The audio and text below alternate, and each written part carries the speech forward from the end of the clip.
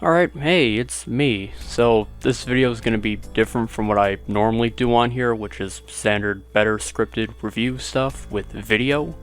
You're probably wondering, hey, why am I looking at a whole lot of nothing? Well, it's because IzanagiGames, the publisher of Death Come True, put out a statement saying that videos about the game are prohibited. And it does technically specify it being only about playthrough videos and live streams, but I don't want to take a gamble on a technicality. If it were just copyright claims, I'd be like, whatever, I don't make money off of these anyways. But that would be a copyright strike, and you only get 3 of those, and I don't want to waste it here. I understand why they want to keep this stuff under wraps, for story reasons, keeping spoilers safe, and, the money. But it just means I have to get creative about how I talk about Death Come True. You were probably wondering why I'm interested in this weird FMV game, and by extension why you should be interested too. Well, this game was written and directed by Kazutaka Kodaka, who was the scenario writer for Danganronpa, which alone should pique the interest of people. By extension, this also makes it the first game released by TooKyo Games, the studio he founded alongside key Spike Chunsoft members. Also, the premise is just plain interesting to me. It's a time-looping murder mystery. You say those words and I'm yours. I'm surprised it's actually managed to predate Death March Club, even though that was announced first. Speaking of Death March Club, that hasn't really been doing it for me. I'm sure it's going to be good, but it really feels like it's just kind of going through the Kodaka Uchikoshi motions. Death Come True, meanwhile, just seemed really fresh from the get-go, and I like that quite a bit. So, the story of the game sees a man named Makoto Karaki who wakes up with amnesia in a strange hotel room. Things start getting strange when he discovers from a TV report that he's apparently a serial killer. He can't leave the hotel, he's being stalked by this weird monster thing, and whenever he dies, he finds himself waking up in the hotel room like nothing happened. Thus begins the mystery to find out just what the heck's going on here.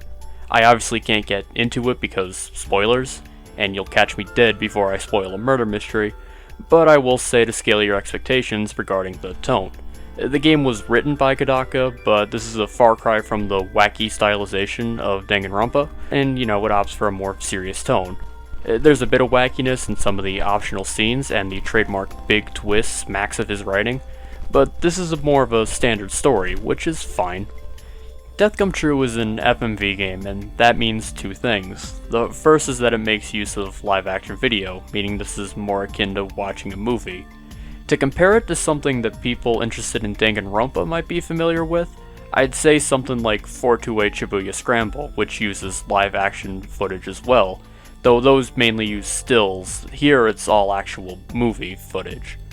That leads directly into the second point, that the gameplay is very minimal. At certain points, you'll get opportunities to make choices that'll influence the story. If you're interested in this game, I take it you're probably already familiar with visual novels and you're already used to the lack of interactivity that comes with it, but I gotta mention it anyway to cover all the bases. So I can't really judge it much as a game, so I'm mainly going to be judging it as a movie. And as far as the movie side of things goes, it's a really good movie, actually. Despite the small cast, all the actors do a really good job. I really like the way some of the shots pan and the lighting used, and while some of the effects look a little bit cheap, the score and the set design managed to create an atmosphere that kept me invested the entire time I was playing. I would go more into specifics. There's some smaller plot points that I have some gripes with, and there's some bigger ones that I'd love to gush about, but again, there's the whole spoiler thing. So the best I can say is for you to play it yourself, because of course I'm gonna recommend this.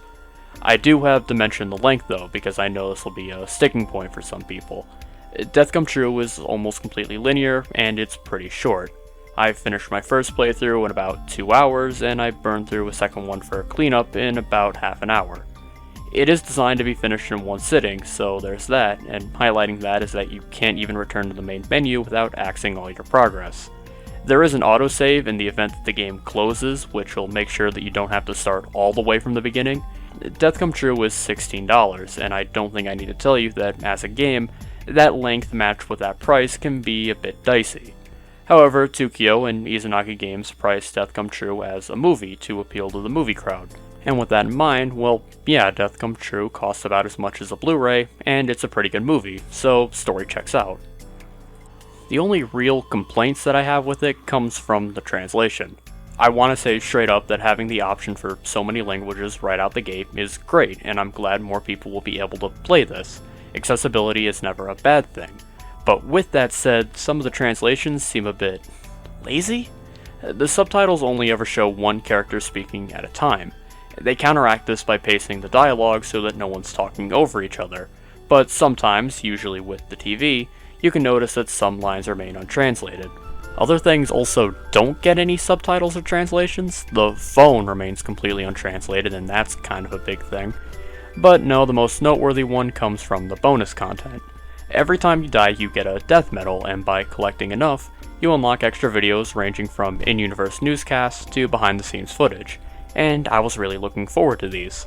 Behind-the-scenes stuff in games never really did it for me, but I've always enjoyed it in movies. I don't really talk about it much, but I major in electronic media, so I have an interest in the production aspect of films and that, and I was really excited to see the process of how Death Come True was made.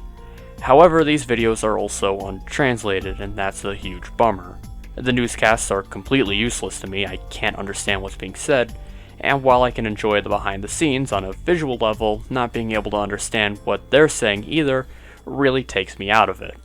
Other than that though, I think Death Come True is a really good experience, and it's a great first showing for TooKyo Games. It's not terribly replayable, I don't see myself going back to this much, save for a few rewatches in the future, maybe with friends, but that first watch is really gripping, and I think that makes it worth the price. And this is just a personal thing, but Kodaka made this knowing that it would appeal to a niche audience, and he always described it as being a passion project. And I can't help but cheer for something that very clearly shows the passion behind it. So whether it's now on the Switch or on your smartphone, or later when it comes to PS4 or PC, I recommend getting Death Come True. It might not be a great game, but it's a damn good movie. Sorry if this video seemed a little bit cheap and rushed, it's because it is, and it's a consequence of the legal stuff. And IzanagiGames, hopefully by the time we get to Death March Club, maybe you can ease up on the video restrictions a bit. I really just want to tell people how great your stuff is. But that's all I've got for now, so until next time, see ya.